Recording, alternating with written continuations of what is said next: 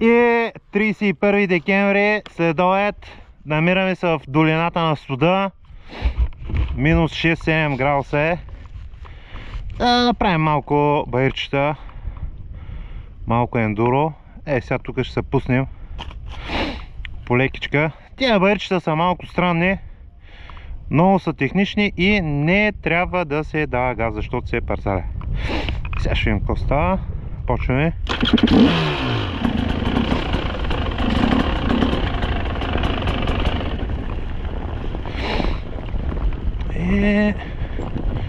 Последния път ми се задръстиха гумите скал. Няма как. Сега пък има лед.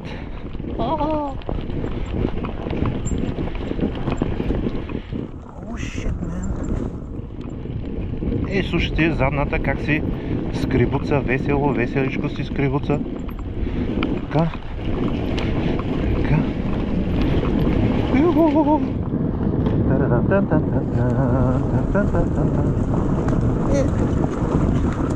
Някак си успях да се пусна с шейната надолу. Сега трябва да пернем бърчето нагоре. Палкаме.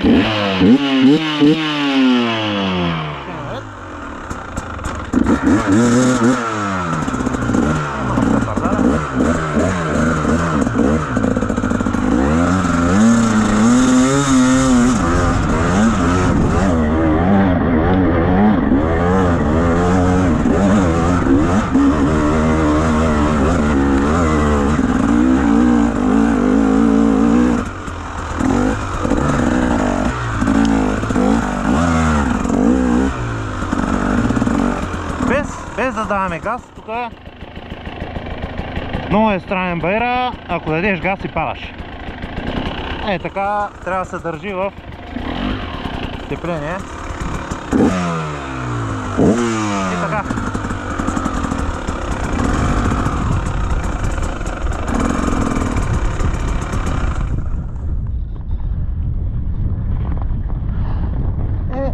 Човек цял живот се учи.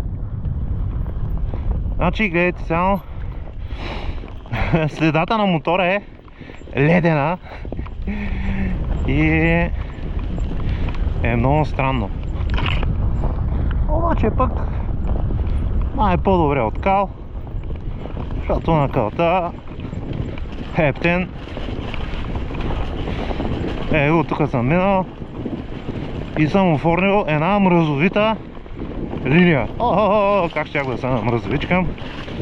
Тук съм буксувал.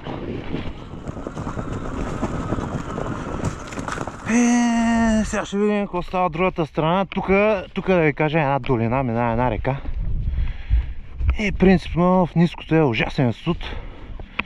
Сигурно е минус 5-6-7 градуса. Нещо такова. Ето е линийката. Оттам съм се отпуснал и сега кърмещи.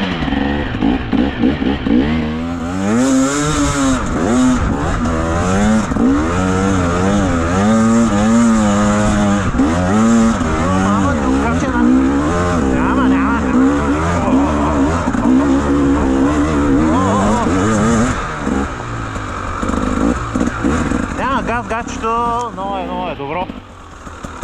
Много е добро газ-гачето, много ме слуша. Не знам. Го има си и помощни колелета, когато ме трябва. Стои си на място. Много е добро. Така. И сега отново сме на Чичо Пей. Зимна приказка, лед. Тук има малко сняг по баира, слънцето се опитва да стопли, но няма как да го стопли, защото просто баира гледа на изток. И започваме с опитите за изкачването.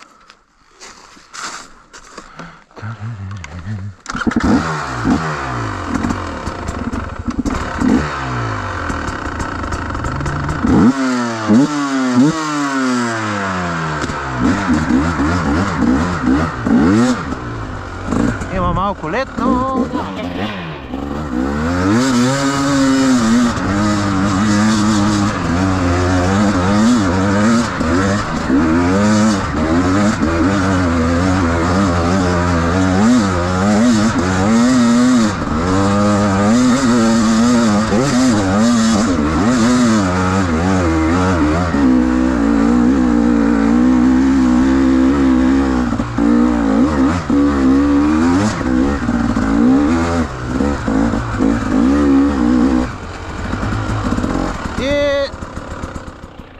Но ползвахме тактиката на Traction контрола.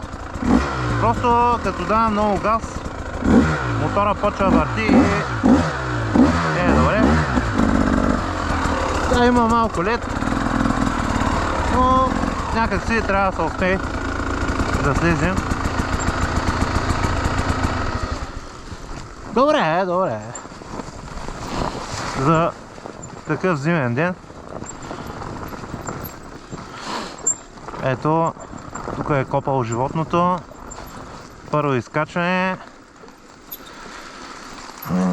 Ще трябва да минем по малко по-различна линия на спускане, защото по другата линия е много хлъзгаво.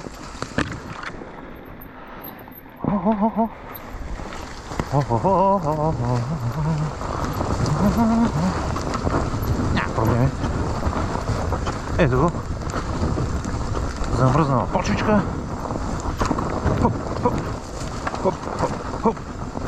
Хоп, хоп, хоп, хоп.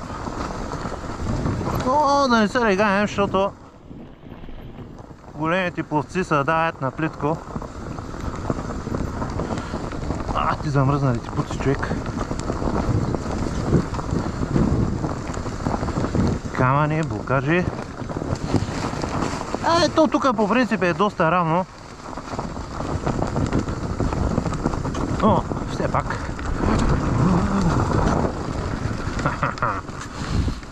Така. Ето е Лудогорската красота.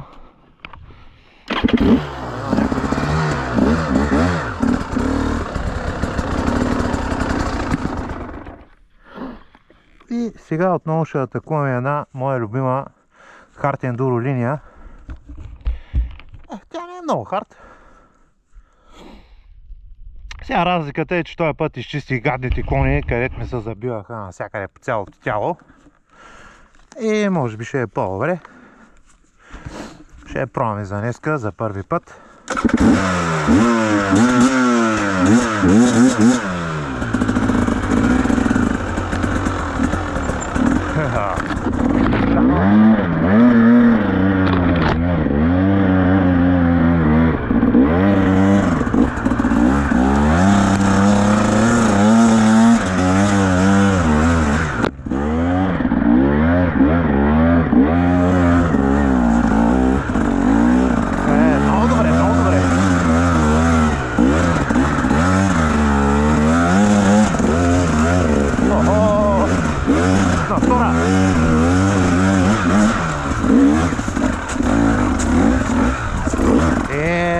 Малко се наиграхме с втората, ама нищо.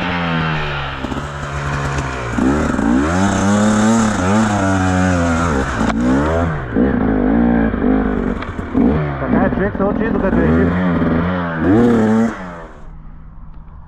И какво виждат очите ми? Шишмановския, бе, класика в жанра.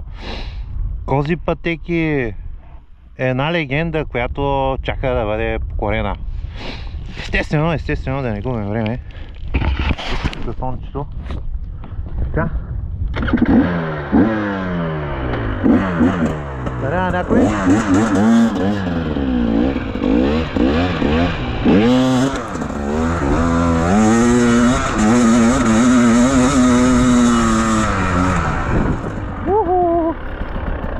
Бати много се засили. Но, така се.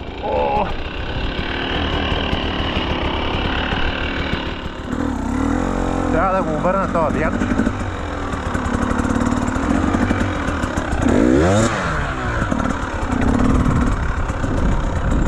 Всеки може да се катери по бари, ама не всеки може да слиза. Сега си еба майката. Ето ги овцете, мамито им да еба. Как ме... Какви коловози правят? Това беше легендата за Шишмановския бряг.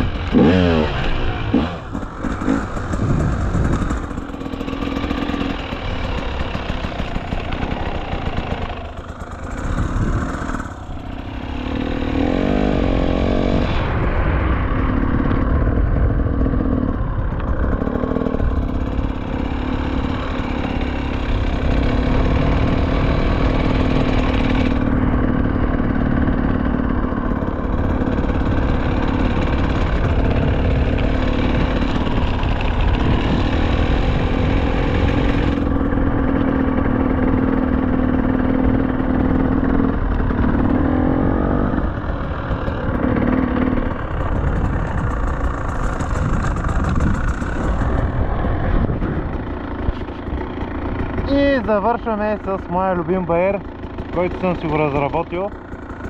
Една средна линия, небрежна. И това ще е за тая година, до година повече.